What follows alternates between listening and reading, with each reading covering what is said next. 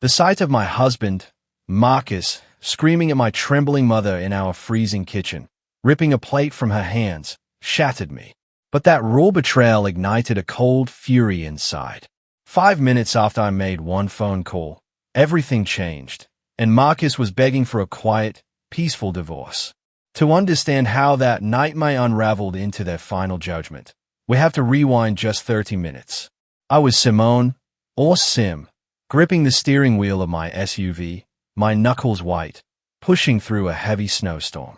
My audit assignment in Chicago had wrapped up a day early, and honestly, the audit of that major logistics firm had worn me out.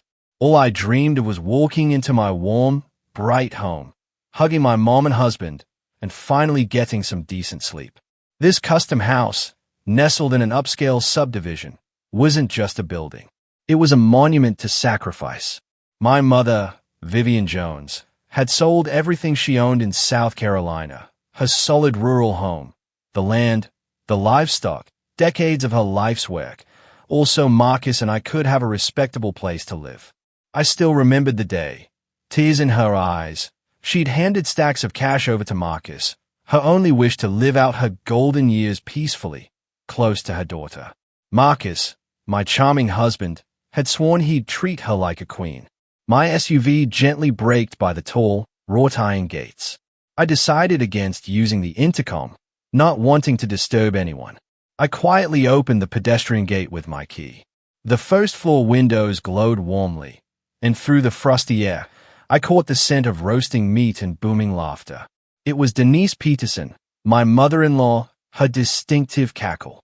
A small smile touched my lips. Must be a party. I gently opened the front door, stepping into the foyer. The house smelled of expensive perfume and roast turkey. I inhaled, ready to shout, surprise. But the words caught in my throat. From the dining room, where the chandelier sparkled over a wide opening into the kitchen, a scene unfolded that broke my world in two. In the dining room, Denise Peterson sat at our massive mahogany table. She was resplendent in a festive, deep burgundy dress, surrounded by platters of prime steak, gourmet fish appetizers, and bottles of high-end scotch. She cheerfully regaled an unseen companion, popping another appetizer into her mouth. The dining room was warm, a fireplace crackling merrily. But the kitchen, it was plunged into icy darkness. The heat had been completely shut off. The window was cracked open, letting in a bitter draught. Huddled over the sink was my mother, Vivian Jones. She wore her old, worn winter coat she'd brought from the farm, and a knitted shawl. She was trembling all over, her hands red and swollen from the icy water, frantically scrubbing a dinner plate. No steam rose from her lips. It was almost as cold in that kitchen as it was outside. I froze, unable to draw a breath. I watched my mother try to turn off the water, but the faucet only sputtered. There was no hot water. Conserving energy, they said. Conserving energy on the woman who had bought these very walls for them. At that moment, Marcus burst into the kitchen. He was in a crisp white shirt, flushed and content. But when his eyes landed on my mother, his face twisted in malice. He crossed the floor in 2 bounds. Mom flinched, pulling her head down into her shoulders, trying to wipe the plate with the edge of her old coat. Marcus snatched the fine china from her hands with such force that Mom staggered back, hitting her hip against the counter. "Get your filthy hands off my new wedding china," he hissed, spitting slightly. "You want to break a plate that cost more than your whole life. Now get the food to our guests, lowlife. Move it." He shoved the elderly woman roughly in the back, steering her toward the dining room like a disgraced servant. "Marcus, please, I'll be quick," Mom whispered, her voice shaking from tears and cold. "Shut up and serve my mother." Marcus roared, then walked back into the warmth, adjusting his hairstyle as if nothing had happened. I stood in the shadow of the hallway. My heart seemed to stop, then started beating with a heavy, muffled thud that echoed in my temples. The scream was trapped deep inside, transforming into a cold, calculated fury. I didn't charge in. I didn't yell. A scene wouldn't solve anything right now. A scene was emotion, and I needed action. I silently took a step back, then another. quietly opened the front door and slipped back out into the snowy night. The cold air burned my face, but it cleared my thoughts. I pulled out my phone, my fingers steady. I found a number in my contacts that Marcus thought was for a retirement home or some backwater relative. Dad, it rang only once. I'm listening. Daughter, came a low, gravelly voice. Dad, I said, my voice even in dead. You're close. I was just pulling up. Wanted to surprise you. What's going on? Yeah, walk straight in right now. And bring the papers. All the papers. I ended the call. I stood on the porch for exactly 3 minutes, watching the falling snow. Then I wiped a non-existent tear, straightened my shoulders, and opened the door again. This time, it was loud, confident, punctuated with a slam. I stomped my boots, shaking the snow off them, and walked into the foyer. Sin. Marcus's voice from the dining room was falsely cheerful. He rushed out to meet me, wiping his greasy lips with a napkin on the fly. You're back already? We weren't expecting you until tomorrow. He tried to hug me, but I dodged him, walking straight past him toward the dining table. Denise froze with a fork halfway to her mouth. Mom, standing in the corner with a serving tray, went pale and lowered her gaze, trying to hide her red hands under her apron. Hello, Denise. I nodded at my mother-in-law without looking directly at her. Then I approached my mother. I took Mom's freezing hands in mine. Why are you wearing a coat? And why is there no heat in the kitchen? Marcus nervously laughed, stepping between us. Oh, Sim, you know your mother. She has her quirks. She got hot. He gestured vaguely. She opened the windows herself. And she put the coat on because, well, she got a little chilly. We told her, sit down. She just says, I want to help. I want to be useful. Useful. I repeated, my voice dripping with ice. And she also wanted to break your china herself, didn't she? What? Marcus stopped smiling. What are you talking about? I silently pulled out my phone, placed it in the center of the table, right next to the platter of steak, and pressed play. The recording of Marcus's voice, clear and loud, broke the deadly silence. Get your filthy hands off my new wedding china. Now get the food to our guests, lowlife. Move it. Denise's face broke out in red splotches. Marcus's jaw dropped, but no sound came out. His eyes darted between the phone and his mother. Sim, that's taken out of context. He finally sputtered. You don't understand. She pushed my buttons. She did it on purpose. 5 minutes, I said, looking at my watch. You have 5 minutes to pack your bags. Are you kicking us out? Denise shrieked, jumping up from her chair. Out of my son's house. How dare you? This is our house. We're registered residents here. This house was bought with my mother's money. I cut her off in an icy tone.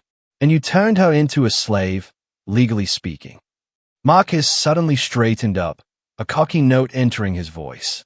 Half the assets belong to me as your husband, and we're not going anywhere. Try to throw us out in the snow.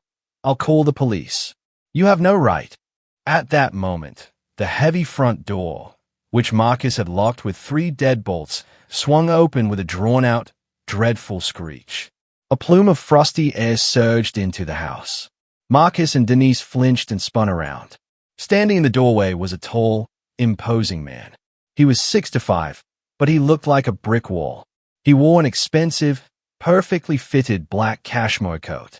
His gray hair was neatly slicked back, and his eyes held a kind of authority that made you want to disappear. This was James Davis, my father.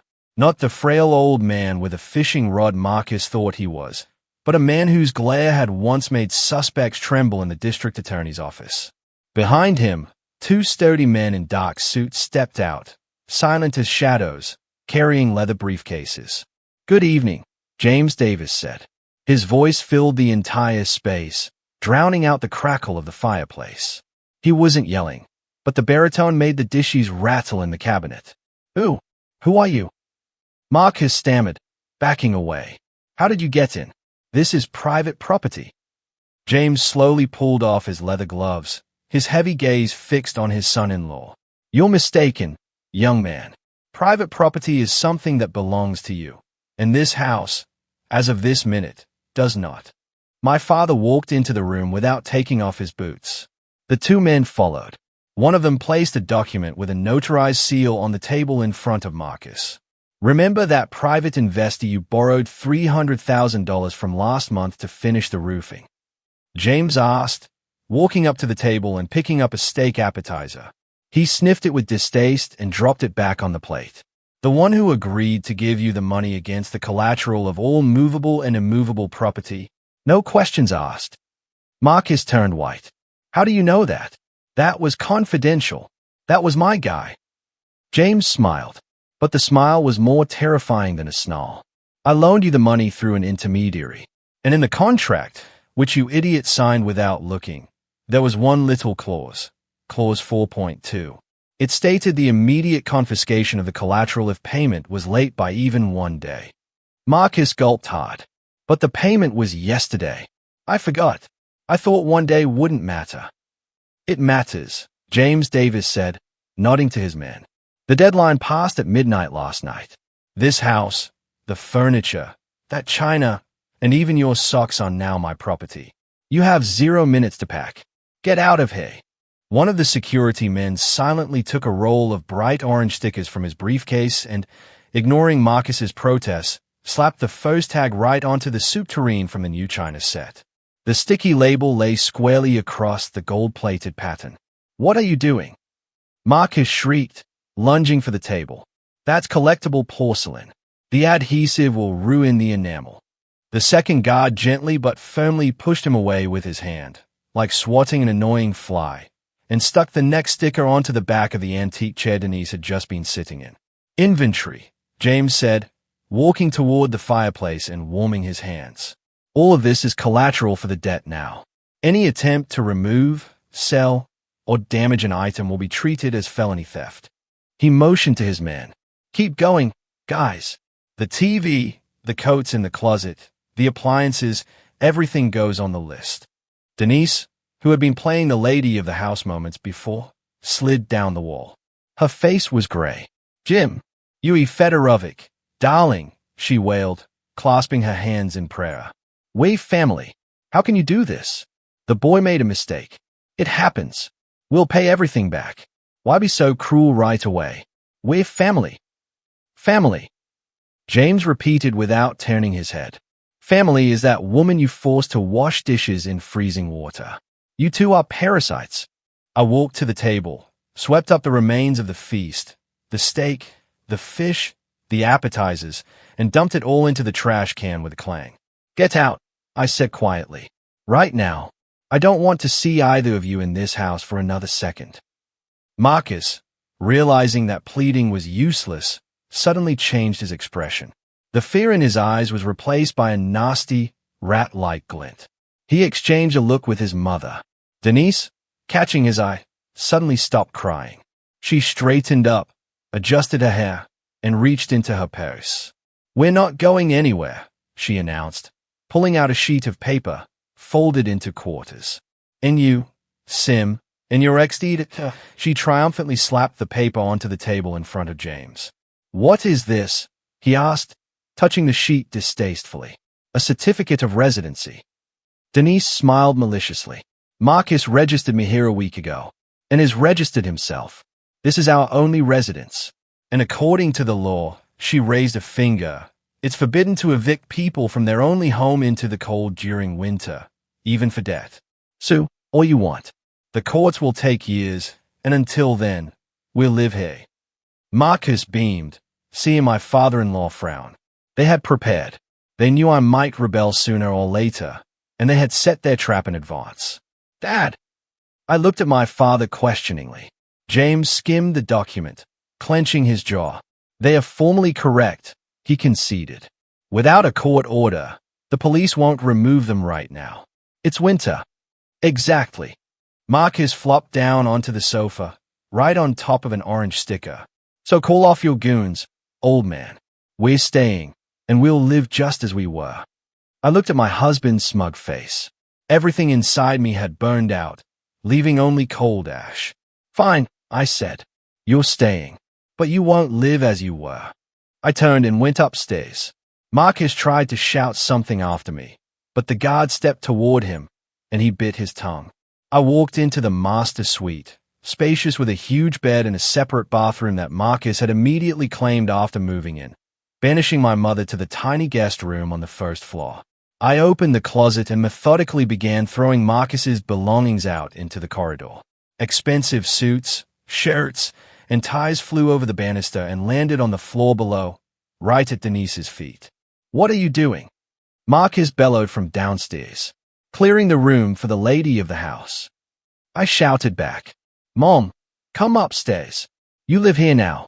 Vivian, still in her coat, fearfully shrank against the wall in the foyer. "Sim, no, I can stay downstairs," she started. "No, Mom, you're coming upstairs into a hot bath and a soft bed." I nodded toward my husband and mother-in-law. "And those two, they can sleep wherever they like, even on the doormat. I'm taking the keys to the master suite." That night, the house turned into a battlefield. I locked myself and my mother in the suite, listening to Marcus downstairs arguing with the guards, trying to secure a spot on the couch.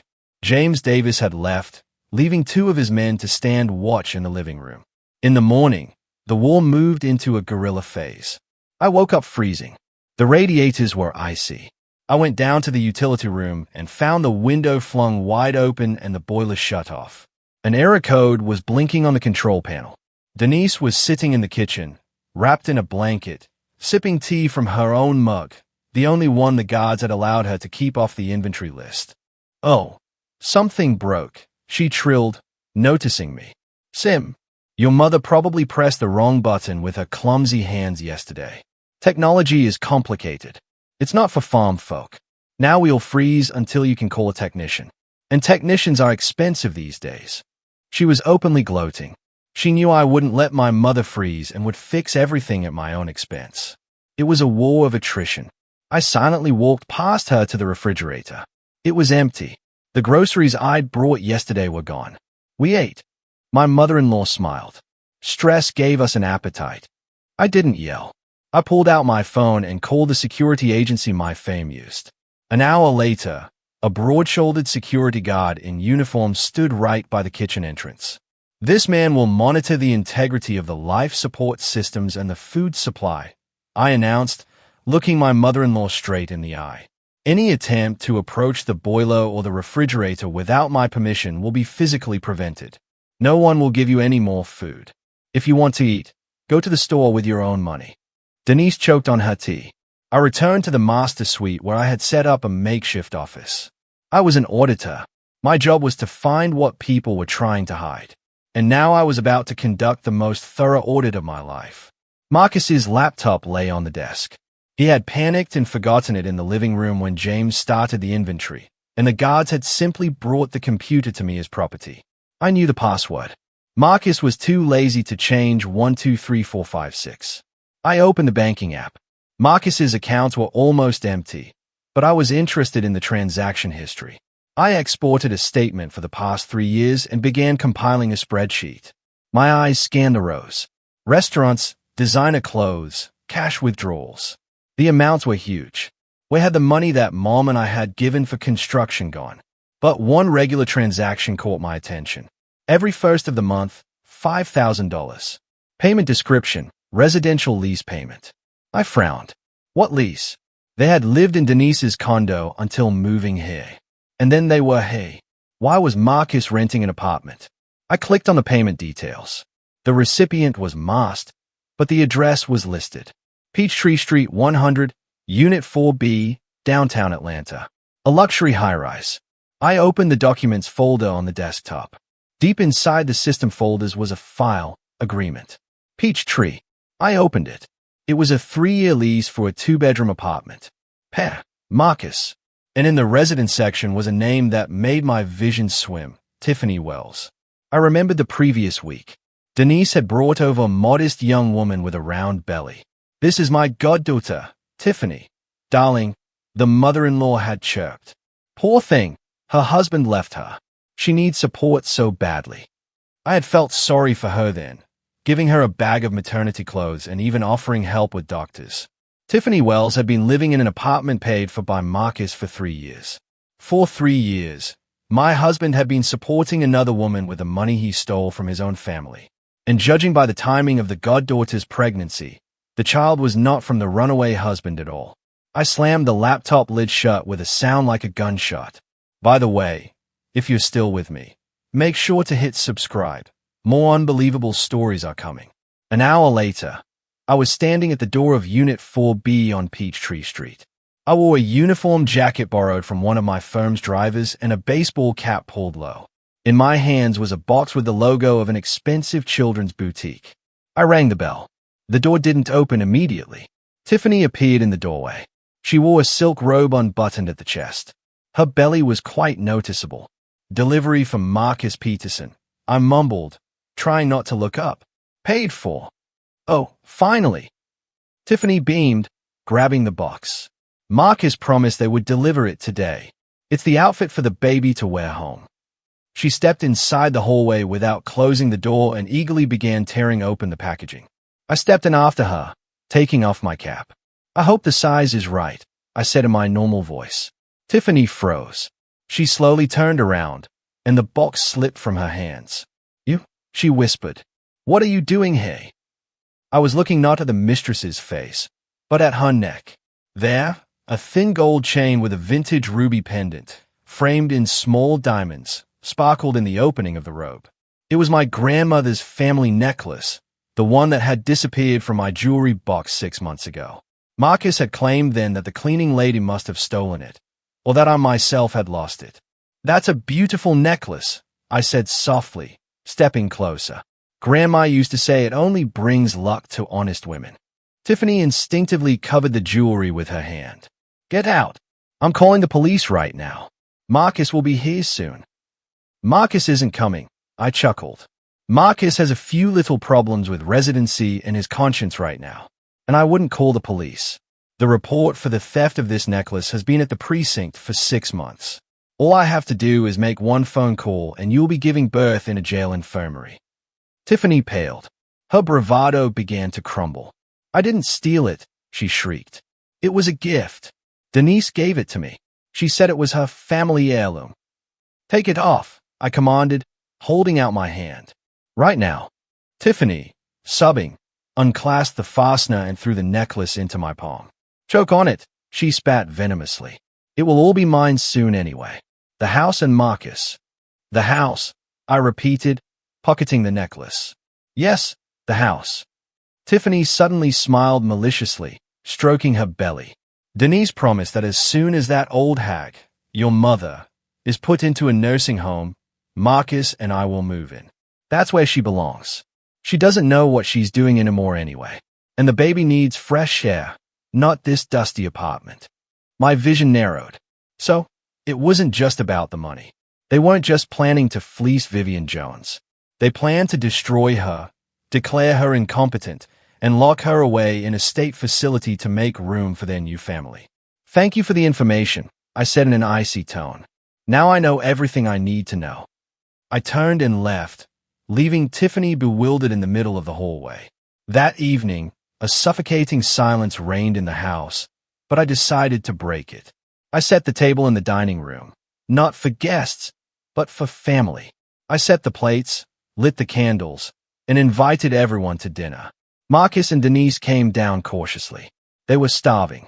The guard in the kitchen was diligently doing his job, and they had been surviving all day on crackers found in their rooms. Seeing the roasted chicken, Marcus swallowed hard. Sit. I invited them with a gesture. Vivian was already sitting at the head of the table, dressed in her best new spring dress that I had retrieved from a suitcase. She looked confused, but held herself with dignity. I sat across from my husband. The ruby on my neck glowed scarlet in the candlelight. Denise, who had reached for the bread, froze. Her eyes widened, fixed on the jewelry. A fork clattered onto a plate. Pretty, isn't it? I asked, touching the stone. I found it today in a very unexpected place, on the neck of a certain pregnant goddaughter. Marcus choked on his water. He coughed, his face turning crimson. I Hawthorne. I frowned. I had heard that name. Hawthorne was known in the city as a black market real estate lawyer. He handled transactions that smelled of crime from a mile away. Houses belonging to deceased lonely seniors, strange wills, disputed land. I found the address of Hawthorne's law office. I drove there immediately, hoping to corner him. If he had falsified documents or processed the sale improperly, it was a chance to annul my mother-in-law's ownership. The office was closed. A sign on the door read "For lease." I went into the neighboring stationery store.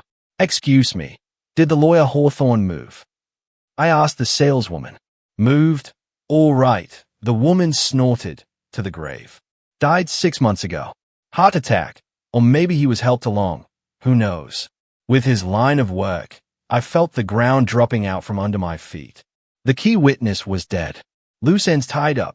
I walked outside, sat on a bench, and covered my face with my hands. A dead end. Denise had won. She had even foreseen this. But the auditor's brain wouldn't give up. I remembered the file in the archive. It held more than just agreements. There were receipts, appendices, copies of payment records. Where did Denise Peterson, who had worked her whole life as a simple bookkeeper for the HOA and was now on retirement, get the money for even the undervalued price of the land? $300,000. That wasn't pocket change. I returned to the archive. "I need to see the transaction appendix," I requested. The confirmation of payment. The archivist brought another thin folder. I opened it. A copy of a bank transfer. Pair, Denise Peterson. Amount, $300,000. Bank, City Credit Union. I photographed the document. I called an acquaintance in the bank's security department. "Alex, run this payment, please. It's urgent." "Where did the money come from to the sender's account before this transaction?" "Half an hour, Sim," Alex replied. Those 30 minutes stretched into an eternity. I paced in circles in the park outside the archive, kicking the snow. If the money was clean, savings, inheritance, anything legal, then all was lost. The phone chimed. A message from Alex. "Interesting picture, Sim. The money was deposited into your lady's account the day before the transaction. One single transfer from a corporate entity, the Sanctuary HOA. Payment description, road repair and infrastructure replacement." I froze. The Sanctuary HOA. That was our subdivision. The same upscale subdivision where our house stood. And then the puzzle clicked. Denise had been the treasurer for the HOA for the past 5 years. All the neighbors knew she was an activist, constantly collecting money for security gates, guards, and asphalt. I opened the neighborhood chat on my phone. The latest messages were full of anger. "Where's the road? Why are there potholes again? We all paid $10,000. Where's the result?" Denise had replied to everyone. "The contractor let us down. We're looking for a new one. We're short on funds. Need to raise more." She hadn't just bought the land with someone else's money. She had stolen that money from her own neighbors. The same wealthy, influential women she loved to brag to about her status. She took the general fund for road repairs, transferred it to herself under a fake contract, and used it to buy the lot she was now holding hostage. The entire neighborhood, every family, every house, had paid for the land on which Denise Peterson was playing the Baroness. I slowly lowered my phone. A cold, predatory smile touched my lips. A witness was unnecessary. The notary was unnecessary. I held a bomb in my hands that could blow up not only the fence, but Denise Peterson's entire life. And the fuse was already lit. I didn't go to the police. Filing a police report would be too slow, too bureaucratic. It would give Denise time to find a lawyer and drag the case out. No, I needed an immediate effect. I needed a social, bloodless, but no less brutal form of justice. I opened the neighborhood chat, the Sanctuary Wives. This chat included all the women Denise had so painstakingly fawned over, whose approval she sought, whose recipes she copied. Wives of executives, businesswomen, socialites.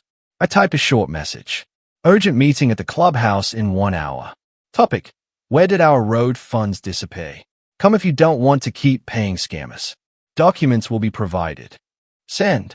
An hour later, the meeting room at the local clubhouse was packed.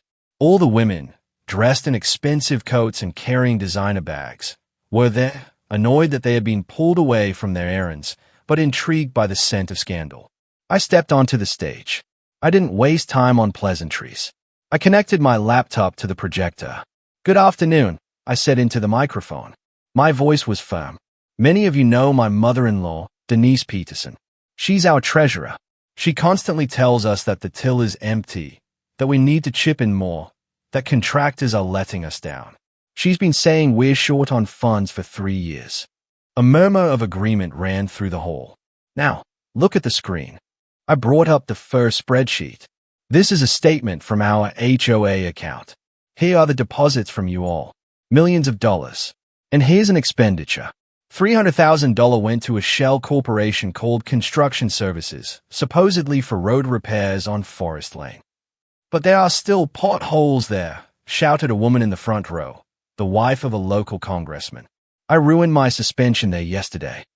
"Correct," I nodded, "because there was no repair. And here's the statement from the Construction Services account." I clicked the slide. On the very same day the money came from us, it was transferred to Denise Peterson's personal account. The whole gasped. And the next day, I switched the slide. Denise Peterson used that money to pay for the purchase of a residential lot. The very lot where the house she lives in stands. She bought the land under her house with your money. The silence in the room became deafening. Then it exploded. It wasn't just a murmur. It was the roar of enraged lionesses. These women could forgive gossip. They could forgive bad taste in clothing. But they would never forgive being played for fools. Denise hadn't just stolen. She had humiliated them, forcing them to pay for her security while she played the aristocrat. "Where is she?" the congressman's wife yelled, standing up. "Let's go see her right now." "She's home," I replied calmly, hosting a dinner for her future daughter-in-law. The crowd surged toward the exit. I walked last. I knew what was about to happen. This would be worse than any police action. This was a social execution. Meanwhile, in the house, Denise was on cloud 9. The blockade had worked. I had disappeared earlier that morning. Apparently, I had run off to find money for the rent. My mother-in-law had set the table in the living room. The guard in the kitchen, following my order not to interfere, merely watched sullenly. Tiffany was their guest. "Eat up, sweetie. Eat up." Denise cooed, serving her salad. "You need your strength. The other one will break soon. Sign all the papers, and we'll be set. You'll be the lady of the house here, and Vivian will find a cheap care home somewhere far away." Denise said with a dismissive wave. Tiffany smiled contentedly, stroking her belly. Marcus sat beside her, agreeing with his mother, already mentally arranging his furniture in his father-in-law's study. Suddenly, a commotion came from the street. A rising tide of voices like the surf. "You went to see her?" he choked out. "I did." I nodded calmly. "A sweet girl, very candid. She told me all about your plans. The retirement home for Mom, the move-in." Vivian gasped and pressed a hand to her chest. "Retirement home," she whispered. "Daughter, what is she talking about?" "She's talking, Mom, about how these people," I swept my hand over my husband and mother-in-law, "were planning to declare you mentally unfit to move in here with Marcus's new wife and their baby." "That's a lie." Marcus jumped up. "She's lying about everything. Tiffany is she's just an acquaintance." I silently picked up the TV remote and pressed the power button. On the huge screen in the living room, a photo of the lease agreement appeared. Marcus's name, Tiffany's name, signatures, dates. 3 years of lies in high definition. "You paid for her apartment with the money we were saving for Mom's medical care," I said. "You lied to my face for 3 years. You have a child on the side, and you wanted to throw my mother out of her own home like trash." Marcus collapsed back into his chair, covering his face with his hands. He was crushed. The evidence was irrefutable. The silence in the room became sticky, heavy. It felt like someone was about to scream or beg for forgiveness. But then a laugh broke out. A quiet, dry, rasping laugh. Denise Peterson was laughing. She neatly cut a piece of chicken, put it in her mouth, and after chewing, looked at me with an expression of complete superiority. There was no fear or shame in her eyes, only cold calculation. "So you found out? What's your point?" she asked, wiping her lips with a napkin. "You think you won?" You think you can throw us out now, in disgrace? I don't think. I know, I replied. Tomorrow, I'm filing for divorce and eviction. Eviction? Denise smirked again. Did you look closely at the deed for the house, smarty pants? Sure, the house is in your mother's name. The house? Yes.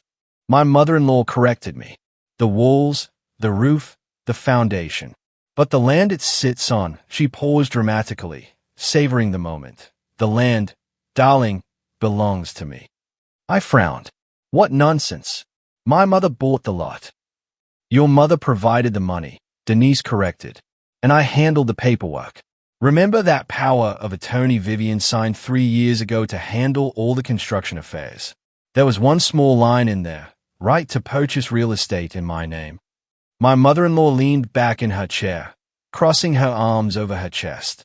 So, the half-acre lot that this wonderful custom home sits on was purchased in my name. And I have the deed. Vivian cried softly. Denise, how could you? We had an agreement. It was all for my son, darling. Denise snapped. Not for you, you country bumpkin. She turned back to me, her voice hard as steel. So, the breakdown is this, daughter-in-law. The house is yours, but the land is mine. I demand that you move your house off my land. Tear it down, or pay me rent. Say, $20,000 a month, starting today. I stared at her, understanding that this wasn't a bluff. This woman had planned everything from the start. She wasn't just a thief. She was a professional predator. And if we don't pay, I asked, then I'll sue to have the illegal structure demolished. Denise shrugged. And believe me, I'll win. I have all the paperwork. She picked up a chicken leg and took a bite with relish. So, no one is going anywhere. Tiffany will move in here as soon as she gives birth. And you and your mother will live in the guest annex and work off the rent. And that's my final word. Denise wasn't kidding. The next morning, I woke up to the sound of a heavy engine roaring outside. I looked out the window and saw an old, rusty dump truck slowly pulling into the gates and parking directly across the only exit from the property. The driver, a grumpy guy in a greasy jacket, jumped out of the cab, locked the door, and walked away on the road without looking back. The dump truck completely blocked everything. No one could drive out, and no one could drive in. What does this mean? I asked, descending to the kitchen where Denise was victoriously sipping coffee. It's my land, the mother-in-law replied without looking up from her mug. And I decide who and what parks on it. By noon, it became clear that this wasn't just a petty stunt. It was a siege. A septic pump truck arrived at the gates. The septic tank was overflowing from the day before. The driver honked, got out, looked at the blocking dump truck, spat, and drove off. The hose simply couldn't reach the tank cap over the fence. An hour later, an odor appeared in the house. Faint at first, then unbearable. Using the plumbing became impossible. The courier with the week's worth of groceries I had ordered also turned around at the gates. Denise went out onto the porch and yelled with a smirk that entry onto private property was forbidden. If he tried to climb the fence, she would call the police for trespassing. She's starving us and drowning us in our own sewage, I concluded, looking at the empty refrigerator.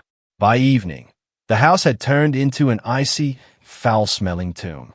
Vivian sat in her room, wrapped in a blanket and crying. Sim, honey, she sniffled when I checked on her. Let's just leave. Let them choke on this house. I can't take this anymore. The smell, the cold. I'm old. I don't need much. We can rent a room somewhere. No, I cut her off. My voice was tight with tension. If we leave now, we lose. We'll give them everything you worked for your entire life. I won't let that creature win. A cold fire burned in my eyes. I wasn't going to surrender. I had worked in logistics for 15 years. I knew how to deliver cargo to the most inaccessible points in the country. Surely, I could organize the provisioning of my own home. Late that night, when Denise and Marcus had fallen asleep, confident in their victory, I went out into the backyard. Behind the shed, there was a small gap in the fence, known only to the neighborhood cats. In the darkness beyond the fence, headlights flashed. It was my company's service pickup truck. The driver, an old acquaintance of mine, silently tossed 2 heavy backpacks over the fence. They contained food, bottled water, portable chemical toilets, and gas burners. "Thank you, Sergeant," I whispered into the darkness. "Hang in there, Jones," the driver replied. "If you need it, we'll drop supplies from a helicopter." They wouldn't starve or drown in sewage. The blockade was broken, but defense wasn't victory. I needed to go on the offensive. The next morning, leaving my mother under the protection of the security guard, I walked past the dump truck and headed for the city. My destination was the county archive. I knew that if Denise was talking about legality, there had to be a loophole. People like my mother-in-law didn't play by the rules. They looked for technicalities. The archive was dusty and quiet. The woman archivist, recognizing my last name, brightened. "Oh, you're James Davis's daughter." What a man he was. Such a district attorney. I remember how he saved us from the mob back in the 90s. Of course. We'll find everything." Half an hour later, a file containing the history of the property lot lay before me. I flipped through the yellow pages. Here was the first owner. Here was the second. And here was the bill of sale in Denise Peterson's name. Date: 3 years ago. The sale amount was laughable. The appraised value was undervalued by a factor of 10. But the most interesting thing was at the end, the notary's signature. "What's all that noise?" Denise frowned. Did that crazy woman start a protest? She walked to the window, pulled back the heavy curtain, and went white. A mob was standing by the gates. Dozens of women. And they weren't just onlookers. They were the very socialites Denise dreamed of having tea with. But now their faces were distorted with rage. "Denise, come out, you thief," the congressman's wife screamed, shaking her fist. "Give us back our money. Open the gates, you con artist. We know you bought the land with our funds." Denise recoiled from the window as if from fire. The curtains slipped from her trembling fingers. "They know," she whispered. "How did they find out?" The first rock flew into the gates, followed by a clot of date. "Marcus," she shrieked. "Do something. Call security." Marcus rushed to the window, saw the enraged crowd, and understood. This is the end. The end of his mother, her reputation, her influence, her place in society. If he went out now to defend her, they would tear him apart along with her. Those women would ruin them. They would shut every door in the city in their faces. He looked at his mother. She was pacing the room, clutching her chest, grabbing her phone, clinging to the edge of the table. She looked pathetic. "First, I can't," Marcus mumbled. "Mom, these are your problems. I had nothing to do with this." "What?" Denise froze. "You abandoning me? Your own mother. I have to think about the baby."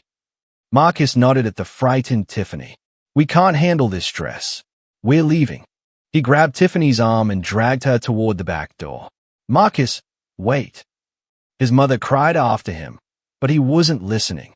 He dashed into the foyer, snatched his overnight bag that he hadn't unpacked since yesterday, and frantically began stuffing documents into it.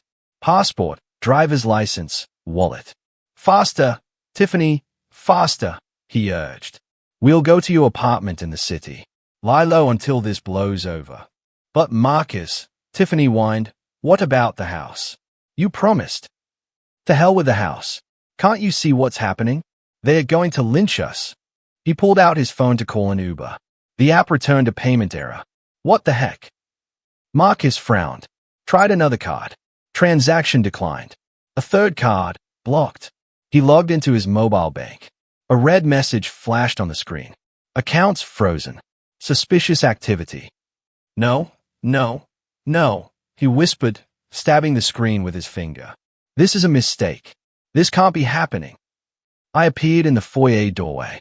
I had walked in through the front entrance, which the crowd wasn't yet storming, giving me a clear path.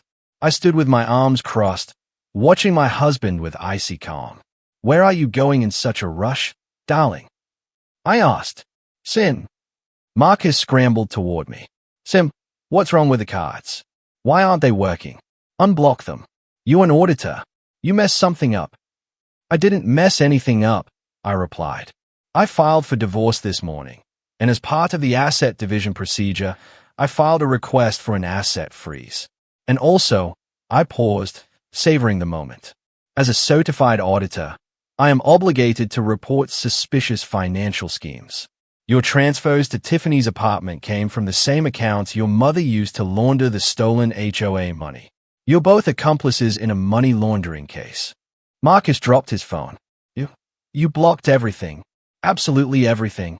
You can't even buy a bus ticket. You're bankrupt, Marcus. And you're not going anywhere. Tiffany, hearing the word bankrupt, let go of Marcus's arm. She looked at him, then at me, then at the enraged crowd outside the window. You said you had money, she hissed. You said you were rich. Tiffany, it's temporary. I'll fix everything. Marcus pleaded, trying to grab her elbow. Don't touch me, she screamed. You penniless loser. At that moment, a brick flew into the living room window. The glass shattered with a crash. Denise, sitting on the floor in the center of the room, covered her head with her hands and wailed. I watched this and felt no pity. I felt only cold satisfaction. The trap had sprung. The rats were cornered. Another stone hit the wall with a dull thud. Somewhere, shards of glass rattled on the porch. Outside, the crowd was raging, demanding blood and money. And inside the house, the air thickened with hatred, becoming dense and suffocating. Marcus, realizing there was nowhere to run and his accounts were empty, slowly turned to his mother, who was still on the floor among the broken vase shards. This is your fault, he snarled. His face was contorted. This is your stupid schemes. Nobody will ever find out. Marcus, everything is under control. Marcus, well, there's your control. We're going to be killed because of your greed. Denise raised her head.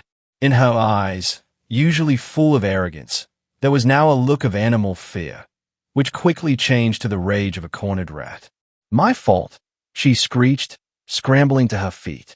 I did all this for you, so you could live in a decent home, not a hovel, so you could have status, and you couldn't even keep your woman in line. If you hadn't brought that damn order to here, we'd be living like kings. Don't you dare call her that. Marcus roared. Sim isn't a thief. You're the criminal. You stole from the neighbors. You set me up. My accounts are frozen because of you. I'm broke. You're broke because you're weak.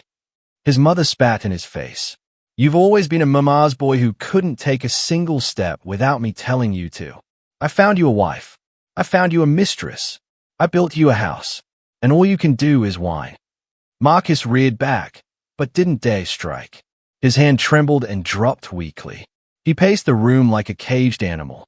Tiffany, huddled in the corner of the sofa, watched the spectacle in silence with an expression of disgust. Suddenly, Marcus stopped. His gaze fell on me, standing in the doorway, arms crossed, watching the agony of their family with cold curiosity. A switch flipped in Marcus's head. Fear and greed whispered the only way out: betrayal. He approached me with quick steps, lowering his voice to a conspiratorial whisper. Sim, listen. He rushed, grabbing my sleeve. We need to talk. Alone. I jerked my arm away with distaste. What do we have to talk about, Marcus? A deal. I can help you. Seriously. Let's go to the kitchen, please. I hesitated for a second, then nodded. Fine. 5 minutes. I turned and headed for the kitchen. Marcus, throwing a quick glance at his mother, who had started wailing again, hurried after me. Tiffany remained in the living room, glued to her phone. The kitchen was quiet. The guard who was standing by the door went out into the hall at a sign from me, leaving us alone. Marcus closed the door and leaned against it, breathing heavily. Sim, I get it. I was an idiot, he began, trying to sound sincere. My mother messed with my head. She's been pressuring me my whole life, but I can fix everything. How? I asked dryly, pouring myself a glass of water. I know about the land, about the HOA scheme. I know where she keeps the originals of the dark ledger. I saw her forge the neighbors' signatures. He stepped closer, looking into my eyes. I can give an official statement on record. I'll turn her in, lock, stock, and barrel. I'll tell them how she stole, how she bribed that lawyer. You won't even have to prove anything. My testimony will be enough to send her to prison for 10 years, and the land will go back to the HOA. And then you can buy it fair and square. He looked at me hopefully. He was selling his mother for $30,000 and a one-way ticket. I remained silent. I looked at the man I had lived with for 10 years and didn't recognize him. Or rather, I finally saw the real him, cowardly, ready to sell anyone for his own comfort. Fine, I said. Write it out. I took a sheet of paper and a pen from a drawer and tossed them on the counter. Write a full confession that you knew about your mother's schemes, but kept quiet, and where the documents are detailed. Go. Marcus snatched the pen. His hands were shaking with impatience. He began scribbling, muttering under his breath. I, Marcus Peterson, confirmed Denise Peterson illegally. The kitchen door quietly opened. Vivian Jones stood in the doorway. She had heard everything. She had been standing in the hall, her ear pressed to the door. Every word from her son-in-law had fallen into her heart like a drop of acid. But instead of pain, clarity came. Vivian walked into the kitchen. She walked not with the shuffling gait of a beaten old woman, but with firm, purposeful steps. Her back was straight. Marcus looked up from the paper and froze. He had never seen his mother-in-law like this. There were no tears in her eyes, no pleading. There was steel. Vivian walked up to the counter. Marcus instinctively pressed himself against the chair. Vivian, we're just agreeing on terms with Sim. He started to stammer. A ringing slap interrupted him mid-sentence. Marcus's head snapped to the side. His cheek instantly flared red.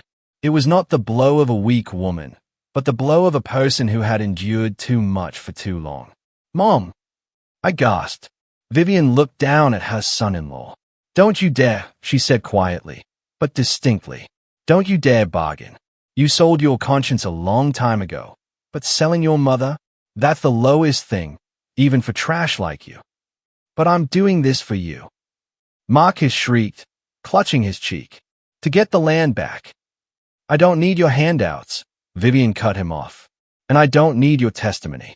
I want you to suffer, to feel what it's like to be betrayed by the ones closest to you, to be discarded like a useless thing. She turned to me. Don't give him a dime. Daughter, let him sign it for free or let him go to hell. Marcus looked at the paper, then at me.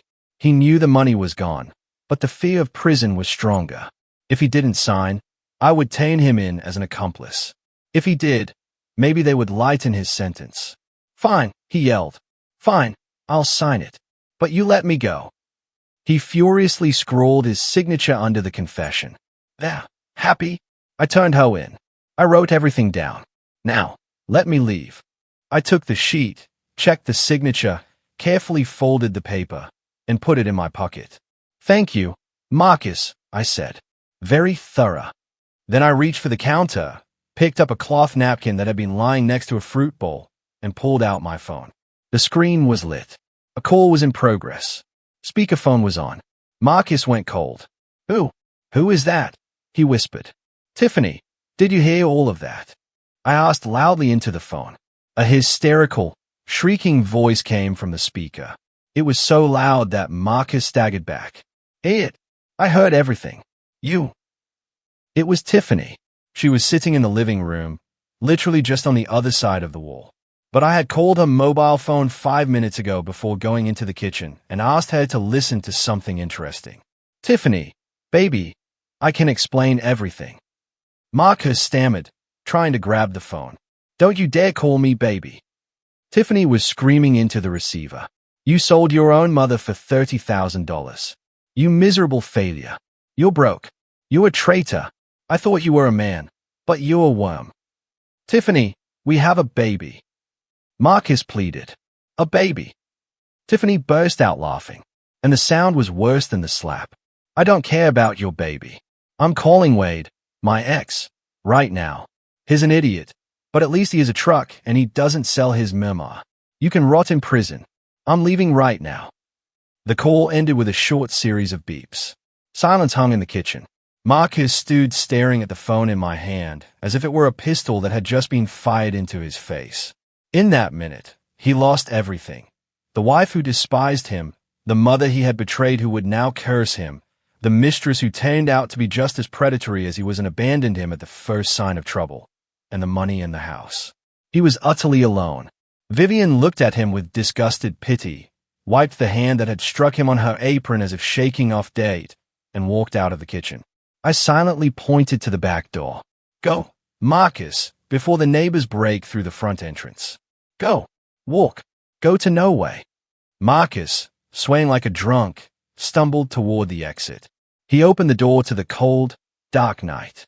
The wind howled out there, but that chill was nothing compared to the emptiness inside him. The back door slammed shut, and Marcus disappeared into the darkness. I locked the deadbolts, checked the latch, and leaned my forehead against the cold wood. The silence in the house was deceptive. It wasn't peace. It was the lull before the final blow. Denise Peterson was sitting in her ground floor room. She had heard her son leave, heard Tiffany's screams as she fled through the main door once the crowd of neighbors had thinned out, scared off by the late-night cold. Denise was alone. She sat in the dark, rocking on her chair. Only one thought spun in her head, pulsing like an abscess. They took everything from me. The land, the money, my reputation, my son. Tomorrow the police would come. Tomorrow they would lead her away in handcuffs while those sanctuary hags jeered at her. No, she whispered, her lips twisting into a mad smile. That won't happen. If this house isn't mine, then it won't be anyone's. She waited until the footsteps upstairs had faded. Sim and Vivian, exhausted beyond measure, were finally asleep. The guard in the kitchen had also dozed off, sitting on a chair. Denise, silent as a shadow, crept into the hallway. In her hand, she clutched a key ring for the garage. Her plan was simple and insane. Fire. The home insurance policy was in her name. Another one of her little tricks. If the house burned down, she would get the payout. And the documents, all the documents proving her land scheme, would burn with the walls. No one would be able to prove a thing. She would say the wiring shorted out. Old wiring installed by those clumsy contractors. She walked into the garage. It smelled of gasoline and old rubber.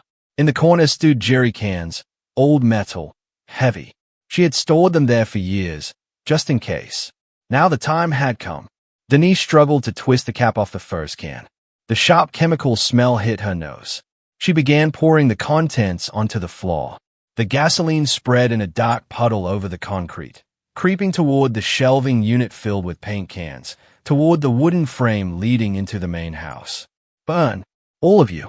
Burn, she whispered, splashing the second can onto the walls. It's mine. It's all mine. She pulled out a lighter. A tiny flame flickered in the darkness, illuminating her face, distorted by madness. Well, here we go. She cackled and tossed the lighter into the puddle. The fire ignited instantly with a dull warmth, like a beast released from a cage. The flame licked the walls, greedily attacking the oily rags in the corner. Heat blasted her face. Denise backed toward the exit, but then realized that the garage door leading outside was jammed. She yanked the handle, useless. The old lock, which should have been oiled long ago, was seized tight. The fire was already cutting off the path back into the house. She was caught in the trap she had set for everyone else. Help! She screamed, pounding her fists on the metal door. Fire! Outside, parked by the gates, James Davis was dozing in his car. He hadn't left. He knew cornering a rat was dangerous and had decided to personally stand watch until morning. A flash in the garage window made him open his eyes. An orange reflection danced on the snow. Damn it, he barked. He jumped out of the car, shouting to his men, "Ram the gates now." The security guards ran to the garage. Black, acrid smoke was already billowing from the seams. Inside, they could hear Denise Peterson's frantic screams. "Ram it!" James commanded. The guard's SUV hit the garage door bumper first. The metal screeched, buckled, but held. Again, the second impact ripped the door off its hinges. James was the first to rush into the inferno. The smoke burned his eyes. The heat was unbearable. He saw Denise huddled in the far corner, covering her face with her hands from the encroaching flames. "Come hey, you fool," he yelled, grabbing the collar of her expensive coat. He dragged her out onto the snow, tossing her aside like a sack. Denise was coughing. Her face was black with soot, but she was alive. The security guards were already dousing the flames with fire extinguishers, preventing the fire from spreading to the house. Lights came on in the upstairs windows. Vivian and I rushed outside in our robes, staring in horror at the smoking garage. "Mom!" I rushed to Vivian, hugging her. "Are you okay?" In the distance, sirens wailed. Firefighters and police. One of the neighbors, seeing the smoke, had called them. Denise Peterson sat on the snow and laughed hysterically. "They can't prove anything," she screamed. "Nothing. It was the wiring. I almost died. I'm the victim." A police car screeched to a halt by the gates. A weary-looking police captain got out. The firefighters followed, quickly unrolling their hoses to wet down the smoldering walls. The captain approached Denise. "Miss Peterson," he asked respectfully. "Yes, that's me." She nodded. "I'm the victim. I had a fire. An insurance claim." The captain looked at the garage. The fire was out, but those same jerry cans Denise had used to pour the gasoline were lying on the snow. Old, orange, with distinctive scuff marks. The officer frowned, approached one of them, and shone his flashlight on it.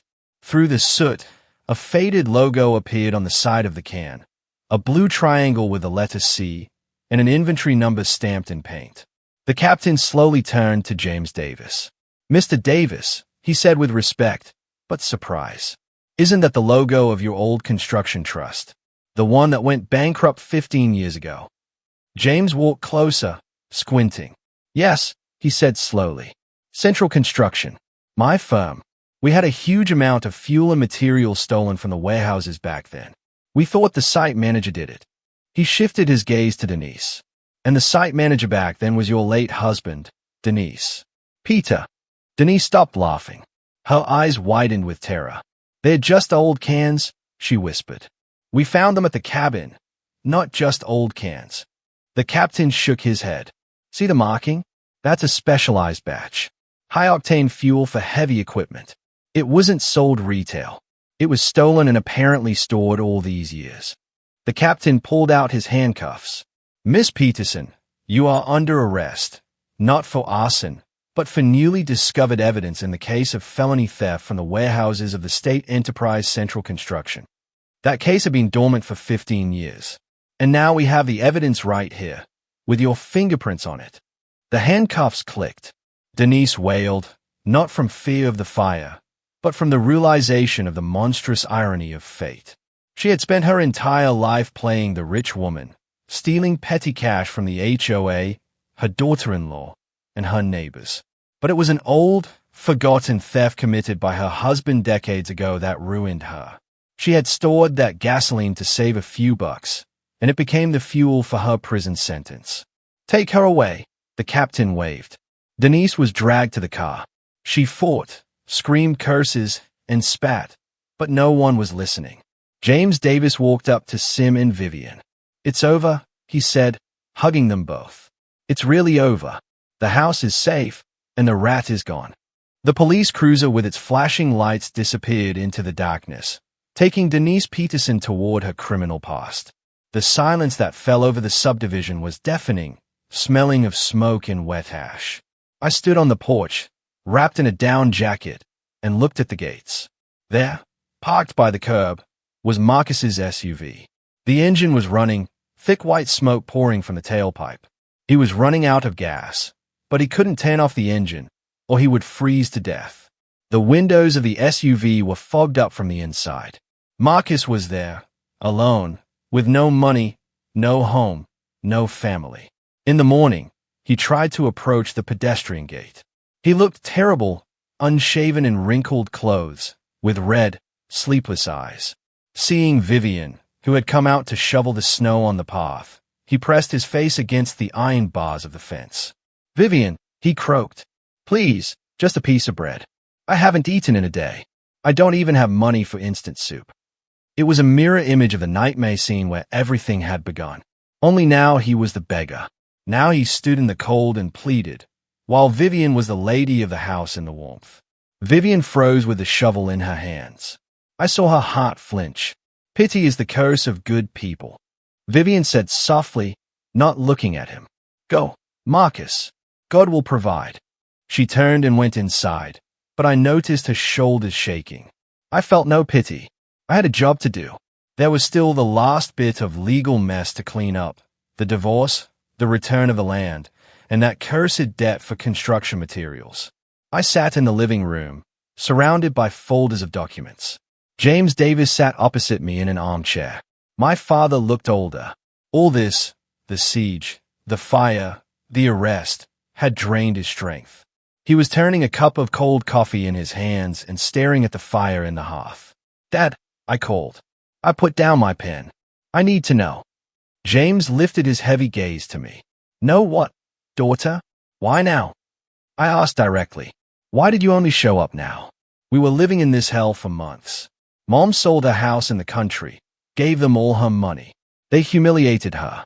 They turned her into a servant. Where were you? Why didn't you intervene sooner if you had the connections? If you could have fixed everything with one phone call?" James sighed. It sounded like the moan of an old tree. "Shame, Sim," he replied gruffly. "Ordinary man's shame." He set the cup on the table. "I walked out on you 20 years ago. Left like a coward from my work, my career. I thought the money I sent would replace a father and a husband. And when Vivian called me 6 months ago and told me she was selling her house to help you, I wanted to come. I was desperate to come.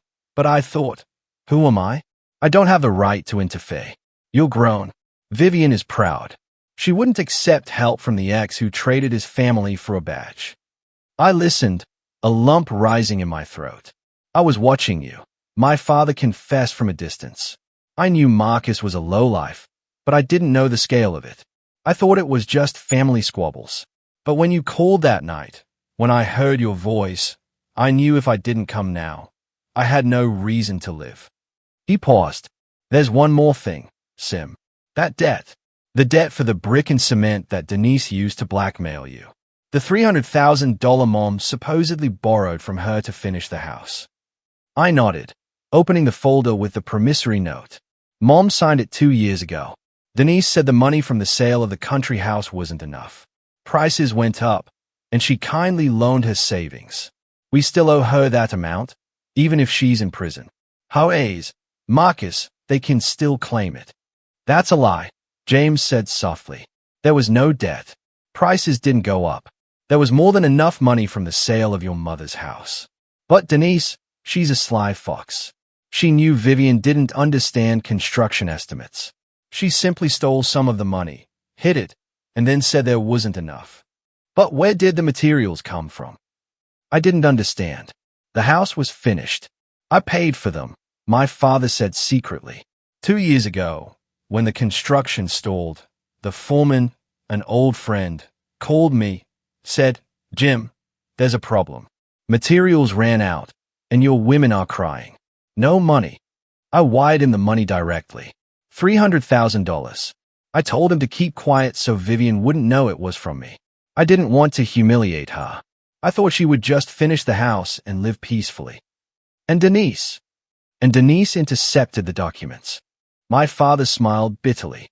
"The foreman handed the receipts and delivery notices to her as she was the one in charge of the build. She saw that everything was paid for, but Vivian didn't know it. And Denise put on a show.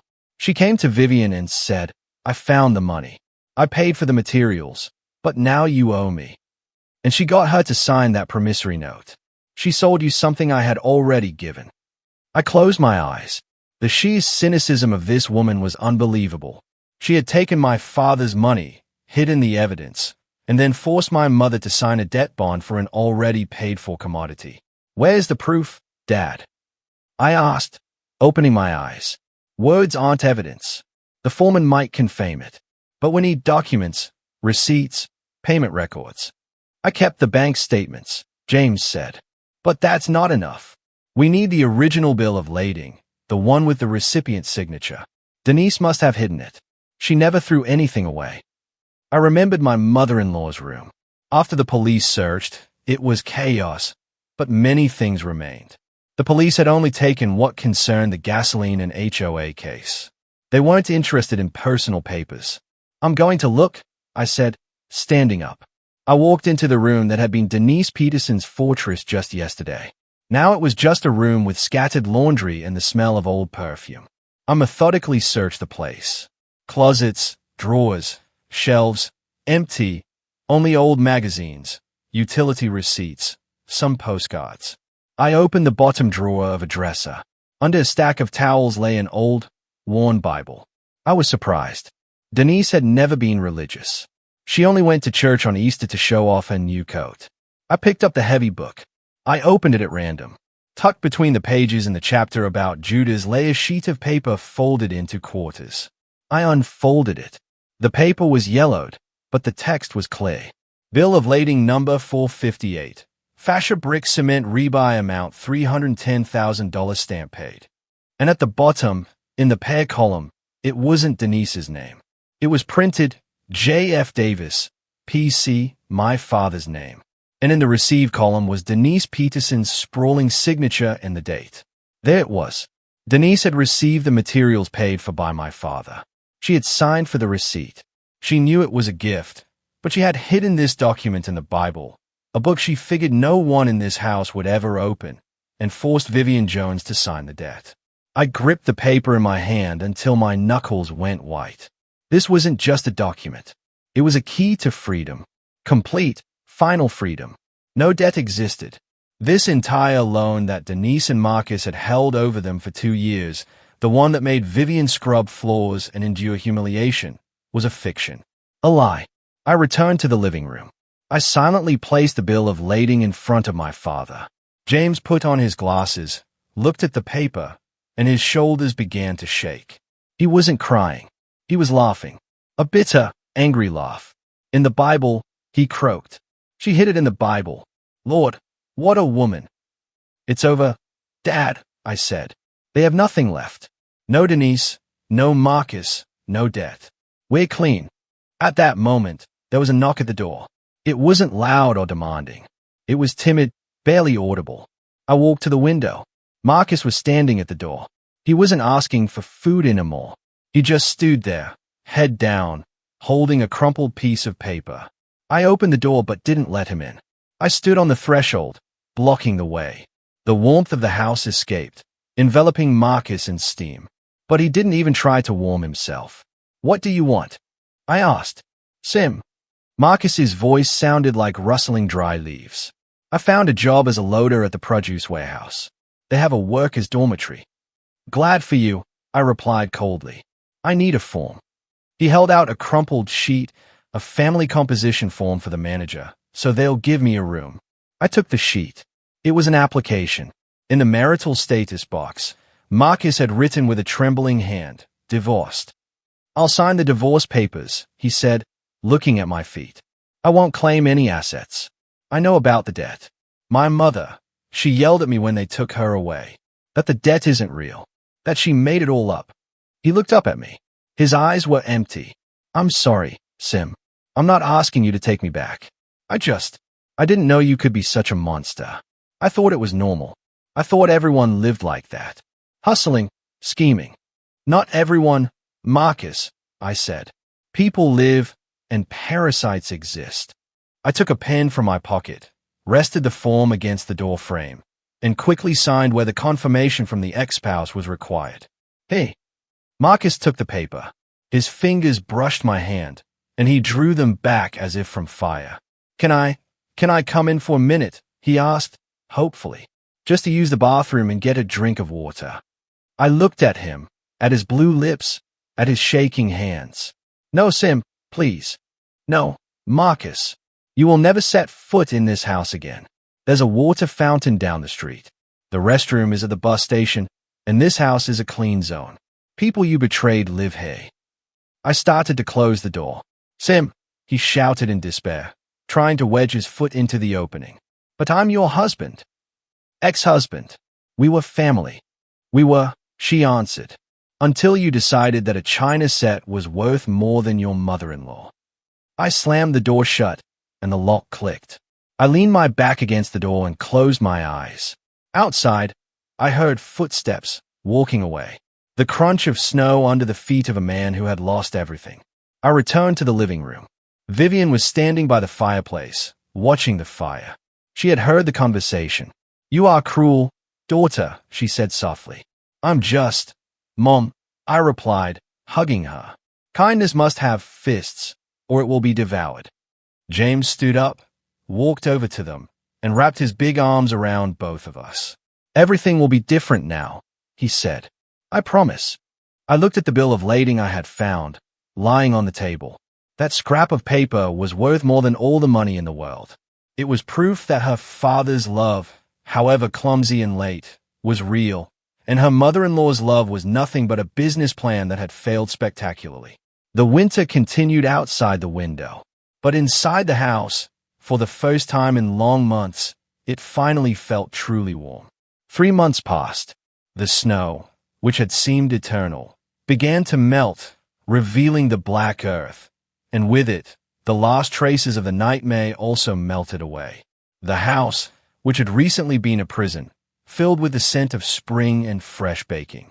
Today was a special day, a real housewarming party, not the fake feast Denise Peterson had staged, but a celebration for those who truly deserved this home. I adjusted the tablecloth on the large mahogany table. That very china set was on it. Now, it was not a symbol of status or a tool for blackmail.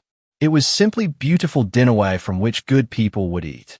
The guests had already started arriving.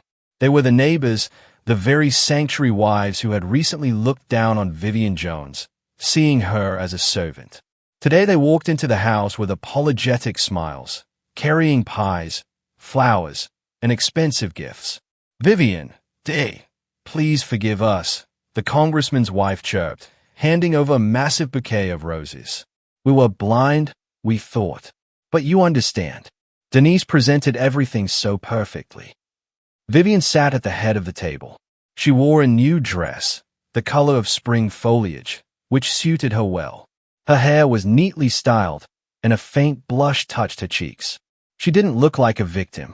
She looked like a queen mother receiving her subjects. God forgives, she smiled softly. Please sit down, dear guests. The more the merrier. I watched this from the kitchen and felt my heart lighten. My mother had learned to smile again. She no longer flinched at loud noises or hid her hands under the table. She had reclaimed her dignity. Suddenly, the intercom buzzed. I frowned.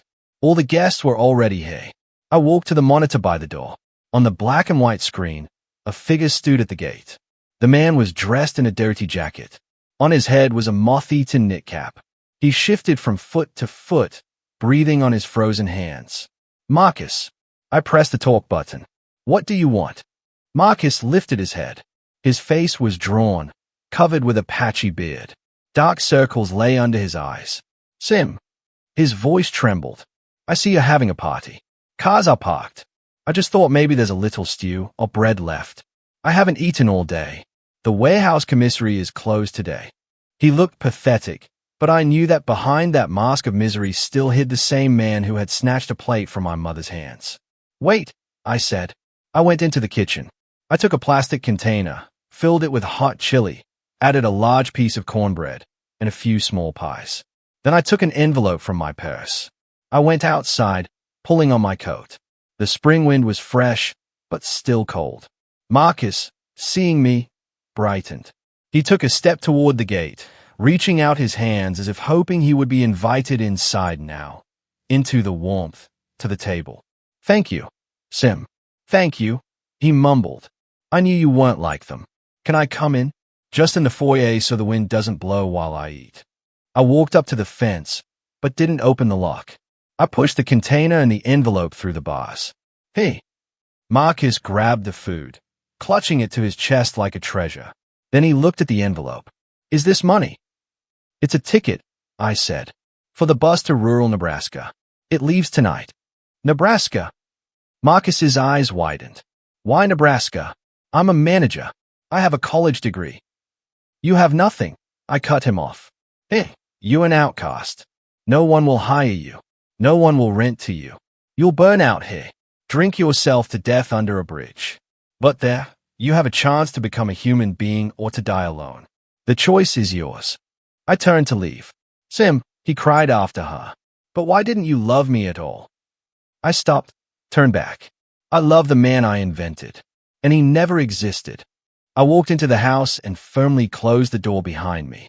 The click of the lock sounded like the final period in the chapter of my life titled Marcus. In the living room, The atmosphere was festive. James Davis, sitting at Vivian's right hand, stood up, holding a glass of wine. The conversations quieted. My father looked different. He had shaved his harsh stubble and wore a light-colored suit. He was no longer the intimidating prosecutor, the punishing sword of justice. Now he was just a man who wanted his family back. "Friends," he began, his voice slightly cracking. "I want to raise this toast to the lady of this house. To Vivian Jones." Vivian shyly lowered her eyes. "Viv," James turned to her. "I was a fool for many years. I thought I was protecting the country, but I left my most important fortress defenseless. I allowed enemies to walk into your home. I am at fault. I am not asking for forgiveness, because something like this is hard to forgive. I'm asking for a chance." Silence hung in the room. Everyone waited. "I want to stay," James continued. "Not as a guest, not as an ex-husband, but as a guard dog. I will shovel the snow, heat the sauna, and chase away the wolves.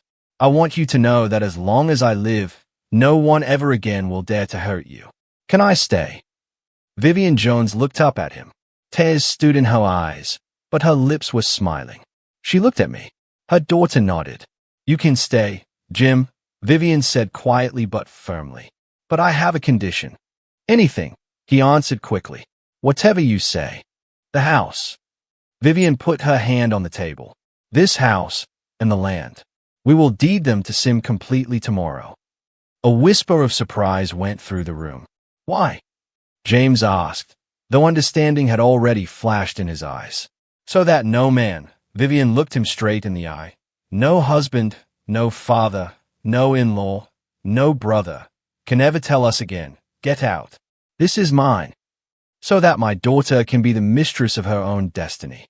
And so that I know she will always have a roof over her head that no one can take away. Do you agree?" James Davis paused for a second, then smiled broadly. "I don't just agree, Viv. I'm impressed. That is the wisest decision." To Simone Davis, the sole owner. The guests cheered. The glasses clinked. I felt a tear roll down my cheek.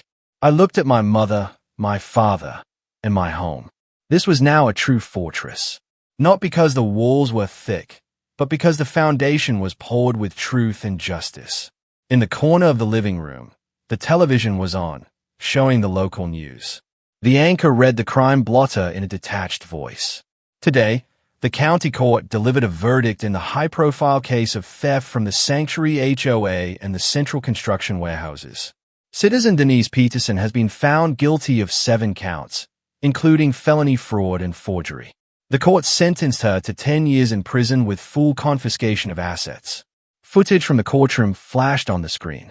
Denise Peterson sat in a holding cell, without makeup, in a gray uniform. She looked old and broken.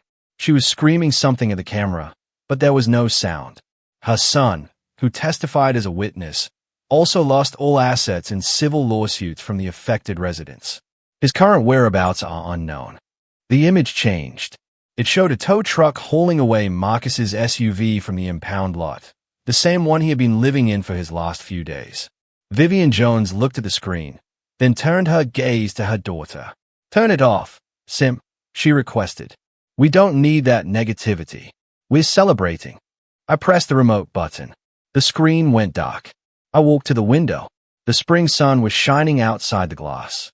The snow was melting, turning into streams that washed away all the filth of winter. The lowlife had become the queen, and those who saw themselves as the masters of life were left with nothing. Justice isn't just when evil is punished. Justice is when kindness stops being toothless. I turned back to my family. "Who wants more pie?" I asked, and the house filled with laughter. What do you think?